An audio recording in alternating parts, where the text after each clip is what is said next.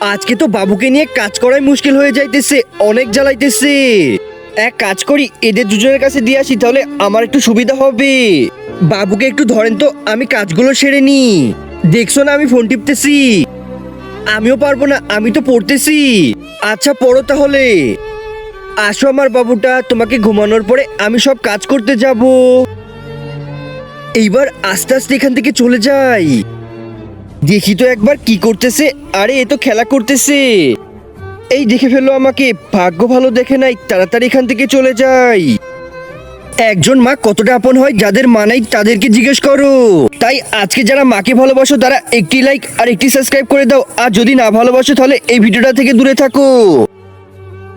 যদি আবার বিছানা থেকে পড়ে যাই, চলো আমার বাবুটা, তোমাকে তোমার বাবার কাছে দিয়ে আসি।